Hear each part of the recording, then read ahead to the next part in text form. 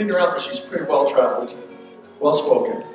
She's an award-winning author, speaker, healer, and she's here with us today.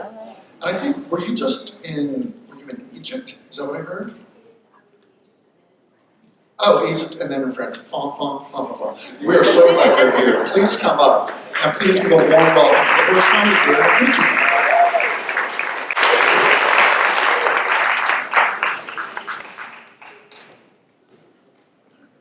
Thank you, Reverend Britt. It is just such a joy to be back in my old hometown. I lived in New York City for 22 years, and it's still the best city in the world. Yeah. And I'm still traveling, and I was on Broadway last night, actually not on stage, but I was in the audience, and I had the opportunity to see this wonderful new drama, which you may have seen, The Band's Visit. So I thought, how appropriate this whole dynamic of the coming together of two cultures, the Egyptians and the Israelis. And as Reverend Britt said, I just happened to be in Egypt in September, and it was my third time there. And I've had the great privilege as a journalist for many years to travel around the world and to really experience people in their diverse cultures and wisdom traditions in a very embodied way. And it has been such a joy for me. And I remember in my early days as a freelance writer in New York City, I would be thinking of ways to get to the next sacred site. And I remember camping out in my editor's office, and I wouldn't take no for an answer until he said I could go to Bali, because I was sure that there was an assignment there. I just didn't know what. So I felt that if I was going to be a freelancer, that I may as well be as free as possible. And this community here, just the energy and the dynamism and the joy, and this whole idea that we want to dance with joy, right? And that love will lead the way. It is, as we all know, a time of great turbulence in the world, great uncertainty, and polarization. Probably more than we may have ever seen it before. And so I'm always honored to speak at Unity Communities because I know you are all on the path and have been for a long time. And it feels to me, and every time I give a talk and a workshop, I ask how many people are feeling a sense of urgency right now. Maybe we can't identify it. It's an urgency, right? For me, what that is to be able to allow ourselves to step more fully into our divine power and presence as way showers for others. And I'm sure that you have all had many opportunities in your daily life to serve in that way.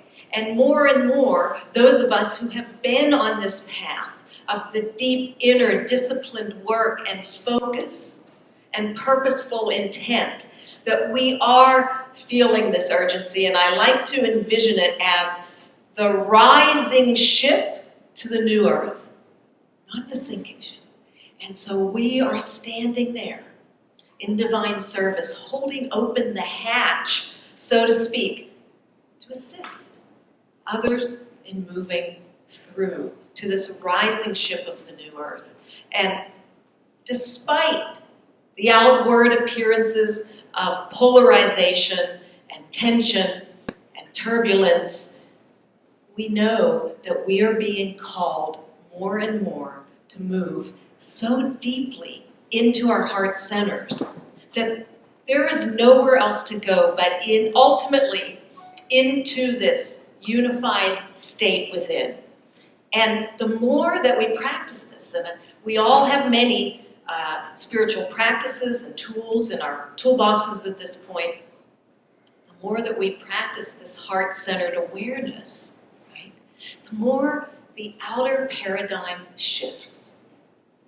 And perhaps we're already starting to see that with the crumbling and the dissolution of the old paradigm.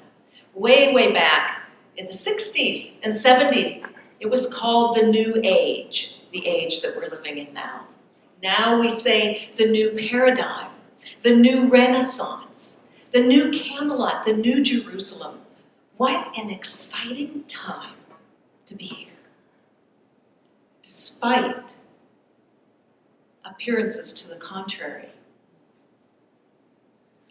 And so, what I have learned in my travels throughout the world, and as I said, I would find places to go. That's how I got my assignments. I wrote for a lot of different magazines, and if you're in that business long enough as a journalist, you write for everybody because you need to make a living, right?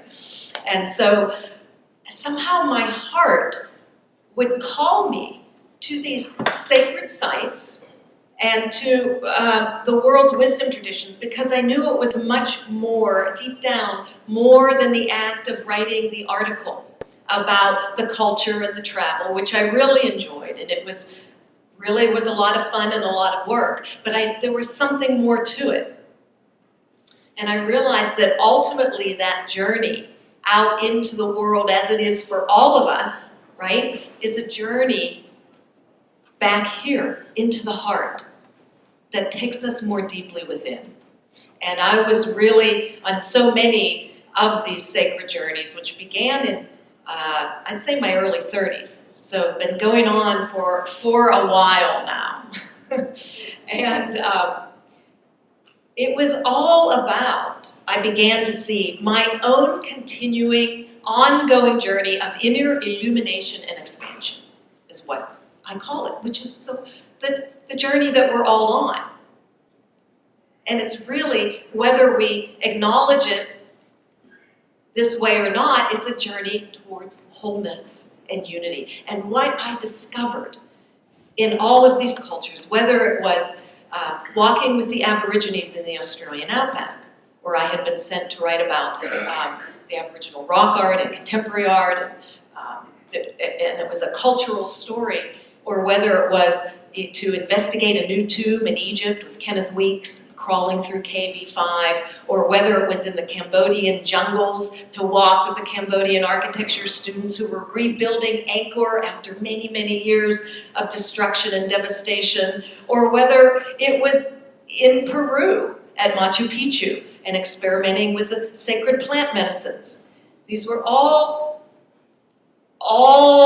experiences that my soul called me to have, and we're probably all familiar with that feeling of what I call, what I wrote about in my book Sojourns of the Soul, where I chart 7 of the most transformative journeys I took out into the world in my spiritual travel memoir. I call it my own personal discomfort zone, and somehow I was always creating a discomfort zone for myself. You know, and my mother would say, I don't understand why you can't just be a lawyer and have kids and just live near me in Pittsburgh. But I knew that was, my brothers did that. So that wasn't what I was here to do in this incarnation. And so all of these wisdom traditions, and the people especially, the heart-centered one-on-one connections, which, by the way, I see that more and more in New York City every time I come back here. And like I said, I was here for 22 years. And so each of these journeys all brought me back to the heart. And they all have wisdom teachings and practices that overlap and interweave, right?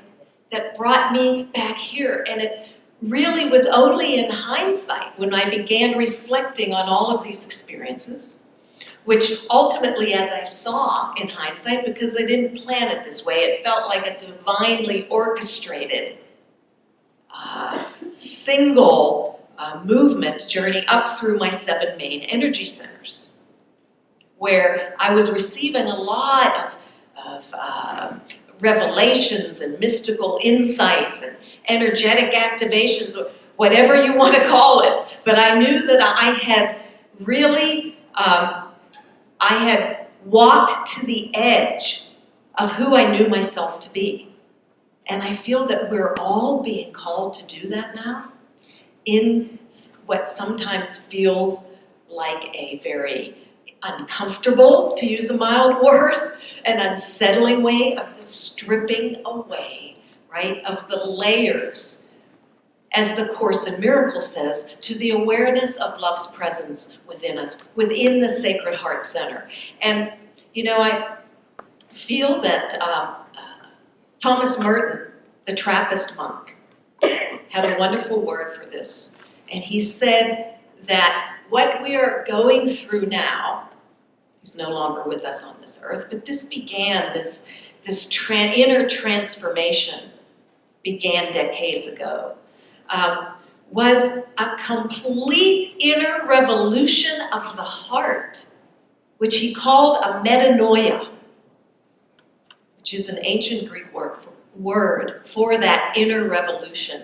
And that the spiritual path, as this is what all of you live and breathe, and we know in the Unity community, is love. And I was able to learn this through my experiences in the world, not in an intellectual way, but in what I call a divinely embodied way, where we're being asked to anchor this in. It's not specifically what Merton was talking about, not specifically the particular love that we have for our loved ones, our friends, our families, our partners, kids, pets.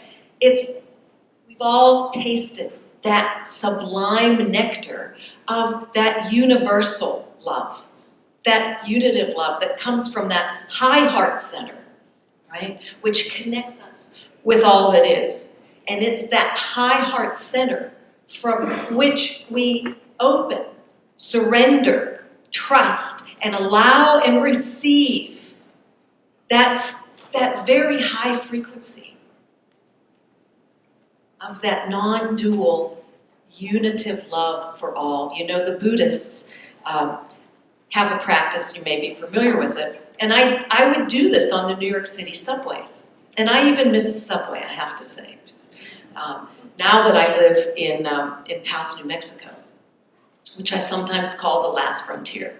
And the Buddhists would say to look upon everyone as if they are your mother, a complete stranger, right? Moving in to that space where there is no separation. And some people say, well, you know, I didn't have such a hot mother, so, well, then we can pick somebody else, right? If that's the case. And so each of these traditions, I remember one of my most profound learnings about what it means to be focused in my heart center over a sustained period of time, because that's what I feel where we are now.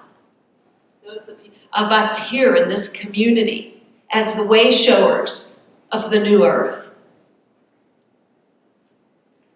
the light keepers, right? Everyone is a light bearer. It's just, as we know, some of us are remembering more quickly. That is the only difference. And no single person goes home unless we all go home together. So I remember spending some time on one of my assignments in New Mexico, and I thought, I'm going to just take some time off for myself, and I went to Christ in the Desert Monastery. Now, I had been raised as a Catholic, and I left the church as a little girl. I just felt like I was meant to be on an alternative path. And that's fine. We embrace all paths in the Unity consciousness and in the Unity community. And so I find myself in my late 40s at this gorgeous Benedictine monastery in the Chama River Canyon of northern New Mexico. And I'll tell you, for a New Yorker, it was what I call an extreme experiment in silence and slowness. And that wasn't easy, because as soon as I arrived, I was asking for the key to my room.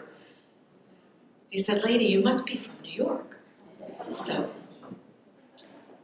anyway, I remember as I began to synchronize more, we've all had this feeling, right? It's just a matter of catching ourselves and moving back to the center, the still point of the Sacred Heart, the high heart, working in tandem with the heart, where the poet T.S. Eliot said, "The fire and the rose are one."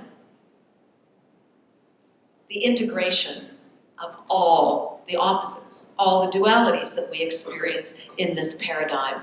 And so as I began to synchronize with this timelessness of Mother Earth, the Native American presence there, and the beautiful rituals of the Benedictine monks, I had a thought, and I wanted to be able to speak with one of these monks. Since I, as I said, had left the church a long time ago, I was sure that he had some wisdom for me.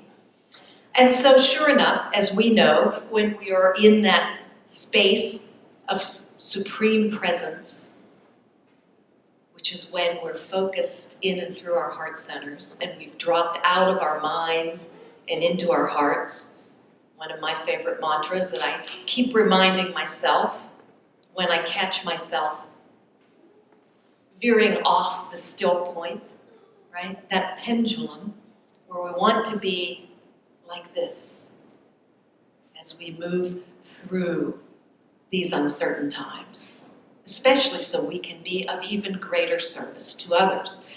So, sure enough, of course it's easier in the desert to not be distracted, right? There's not a whole lot going on. So, sure enough, there was Brother Ernesto leaning against a bookcase in the gift shop. And I walked up to him and I said, "Brother Ernesto, what does it mean to you to be spiritual, to be a spiritual person?" And he said, "Well, what do you think it means?" And I said, "Well, to be of service to others." He said, yes, that's part of it. That's not the whole thing. I said, "Okay, well, to be more diligent in my meditations and my prayers." He said, "Yeah, that's part of it." I said, "Well, then what is it?" He said, "It is about where is your attention in every moment." And that seemingly simple statement was one of the most profound spiritual teachings I had ever received. Where is my attention in every moment, right? Am I distracted? Which, of course, in a city like New York, there's so much to capture our attention. We all have responsibilities and obligations and jobs and families, and yet we can always, in the simple act, right, of self-observation and noticing, come back to the still point, the intersection. We see the cross, right? The intersection of the cross is at the heart center, where all of the dualities are collapsed, where we perform that sacred intermarriage called the Hieros Gamos in ancient Greek, which was a foundational teaching and practice and initiation in so many, if not all, of the ancient mystery schools. From Egypt to the Essenes in the Holy Land, who were preparing the way for Yeshua, to the priests and priestesses of Avalon, to the ancient Maya, and the indigenous peoples all over the world.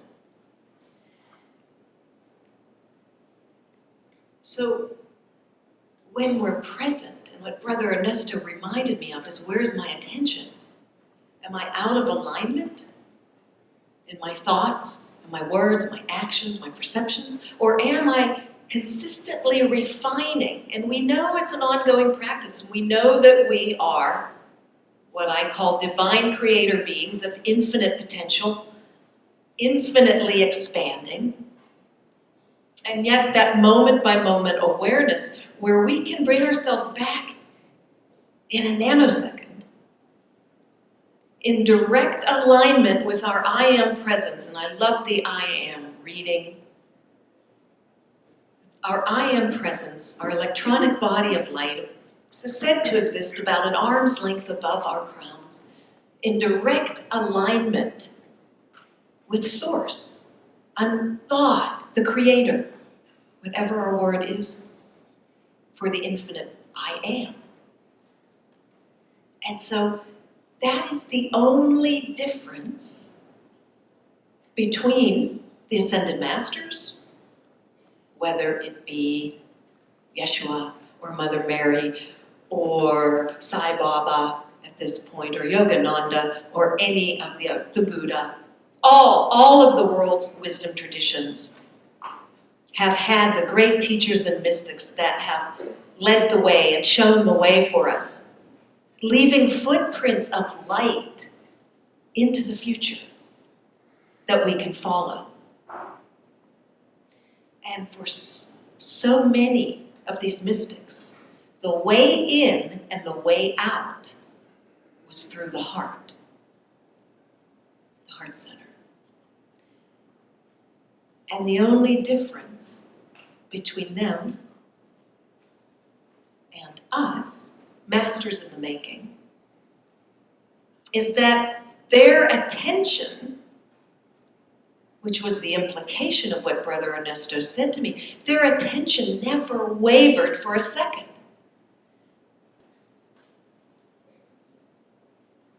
Their attention in alignment with their own I Am presence, beginning here in their heart center, in a column of light connected to the heart of their I Am and the infinite I Am, God and the Creator. And this is what feels to me like the final initiation on our path to wholeness and complete self-mastery, is being able to sustain our attention. And the ancient Toltecs had a word for this active self-observation, which I know has come through in many of our meditative traditions, East and West. They called it stalking oneself. S-T-A-L-K-I-N-G, stalking oneself. And people say, well, I love that idea of the sacred intermarriage, within my heart. But there must be some steps. There must be a blueprint. How do we do it? That sacred intermarriage, when we're collapsing the opposites of this duality paradigm, which keeps us in perceived separation, and the Course in Miracles speaks so beautifully about this. We know that we are living in a perceived reality of light and dark, masculine and feminine, spirit and matter, the sacred and the sensual. And yet, in that place of unity, in the Sacred Heart, which is really an alchemical crucible, where all of these dualities and opposites that define this paradigm are collapsed and integrated. And perhaps some of you are familiar with the Gospel of Thomas, which has the secret mystical sayings of Yeshua, or Master Jesus. The church doesn't recognize it. These are very, very powerful sayings. And one of the most famous ones was when he said, when you can make the two into the one, right? The two into the one, and the inside like the outside, and the outside like the inside, and male is female, and female is male, then you will enter the kingdom of the Sacred Heart, the seat of our Christ consciousness. And what I've been shown, as I see it, the launching pad of our ascension into higher dimensions of consciousness on our return path home to God. It all happens here. And so, yes, we have so many wonderful tools at our disposal, so many meditations and practices, as I said, from all the world's wisdom traditions. And what they all endeavor to do is to create more and more intimacy with the heart, to assist us in dropping out of our minds and into our hearts. to our inner GPS, our inner God positioning system. And, you know, it's just like anything, anything that takes us into such heights and depths of awareness and expansion is seemingly simple, yet profoundly powerful. And so, how do we move through the world more and more as we're being asked to do as way showers of the light on this planet, which we know is needed more urgently now than ever? Well, for me, it's the path of direct revelation, which happens in that eternal now, the eternal present. And we know from quantum physics and so many other wisdom teachings that the past, present, and future coexist simultaneously, right? And so the more that we're aligned, as Brother Ernesto reminded me, the more that we're observing when we are distracted and come back to center. It's a moment-by-moment practice where eventually we refine ourselves, right? Like the ancient metaphor of the piece of coal becoming refined as a diamond after eons of pressure, and in our case, trials and initiations and tests. I like the word initiation because it feels like it's, getting us to an even higher version of ourselves. As opposed to saying obstacles or setbacks or challenges, which can then become a story and ongoing tape. But we are moving out of the circle of time, more and more of us, and into the circle of love, which is in the now. And we know that when we're fully present, we are thinking with our hearts, seeing with our hearts, feeling with our hearts, leading with our hearts. And what happens? We feel more joy. We want to dance with joy. Like the song said today. And we're like children, because children don't have any cares about what comes next. And for me, I feel more centered, more balanced within, and more grounded. More grounded. Because after all, if we're here in these sacred vessels, our bodies, we really need to ground into them, especially those of us on a spiritual path where we may have perfected the higher energy centers, right? The third eye and the crown. But to not neglect the equally sacred energy centers of the 7 main energy centers, the root and the sacral and the solar plexus, grounding us more fully into Mother Earth. Why? Because we can be of service more effectively that way. And so Rumi called us, the Sufi Persian mystic and poet of the 13th century, called us in one of his poems to step out of the circle of time and into the circle of love, where more and more we are sustaining our attention here. And I'm sure that you all lead lives of heart-centeredness. And so what we're endeavoring to do now, as I say, is to sustain it over time, to maintain that stillness in the still point of the Sacred Heart. And, people all over the world now are looking to you for guidance, looking to us. They want answers. More and more people are waking up. And a lot of people don't have the tools and the practices to create that intimacy with the heart. And I remember my Zen meditation teacher in New York City said that the meaning of the word Zen means intimacy with the heart, which I thought was fascinating. So, continually reminding ourselves in this new renaissance, this time of the new paradigm, an extremely exciting time, and yet also an unsettling time, that the more we shift our attention there, if that's the only practice we ever had, and I'm a fan of simplicity,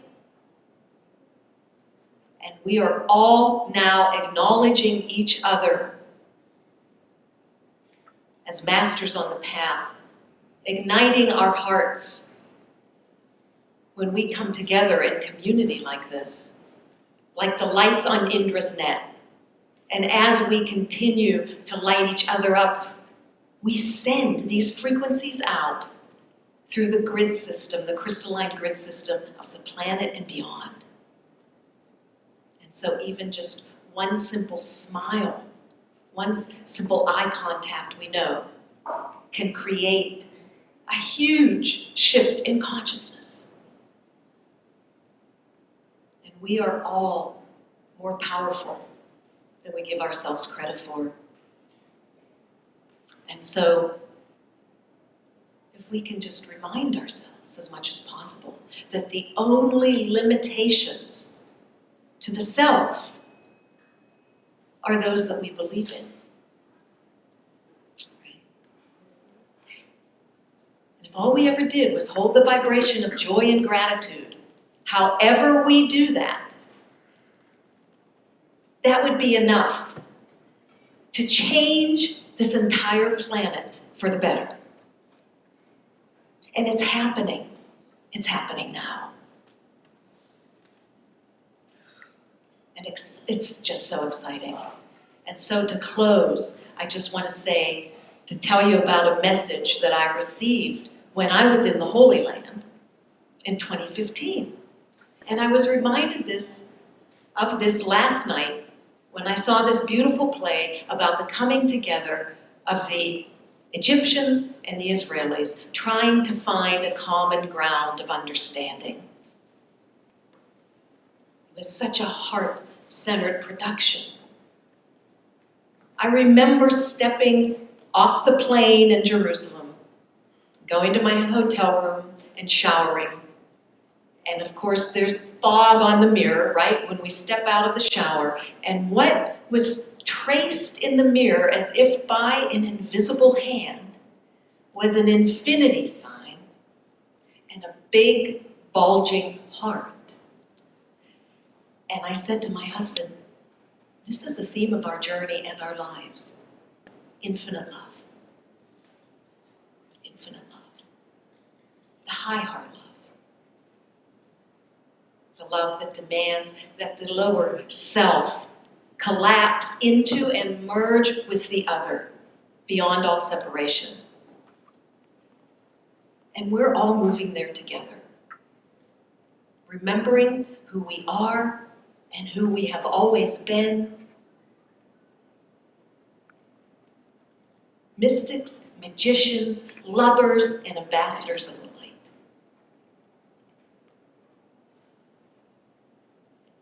Thank you.